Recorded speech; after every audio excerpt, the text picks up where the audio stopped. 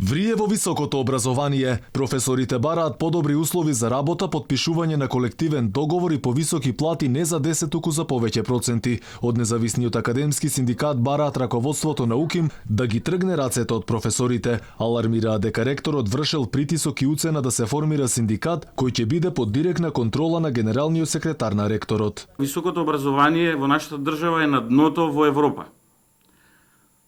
По сите основи. Исто така сакам да ве поттикнам да се запрашате зошто од 49 од формирањето на УКИМ не постои синдикално организирање во високото образование.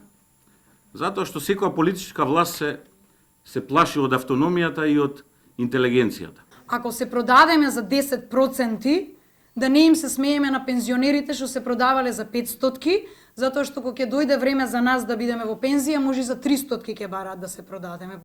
Освен независниот академски синдикат, со реакција се јавија и од СОНК. Бараат универзитетите да не вршат жестоки притисоци врз професорите. И покрај докажаната репрезентативност на СОНК во дејноста образование и јавните заслуги за зголемување на платите во високото образование, некој се обидува тоа да го девалвира сработеното, а воедно да манипулира и со категоријата на најобразовани работници во државата, пишува Јаким Неделков од СОНК. Потоа реагираше и ректорот на УКИМ.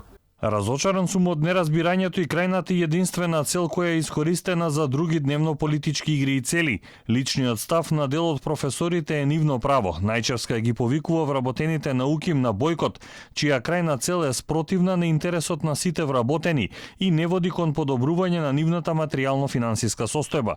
Ако државата итно не преземе конкретни чекори, универзитетите ќе останат без кадар, алармираат професорите. Очајно стоиме со кадар, особено со млад кадар, и ако отиде наеднаш, например, во пензија кадарот што е спремен сега на 65, например, како што се замислуваше законот да се направи, практично факултетите ќе останат без предавачи. За овие проблеми полека да се надминат, мора државата сериозно да размисли какви чекори ќе преземе за високото образование да не остане закопано на дното во регионот па и пошироко.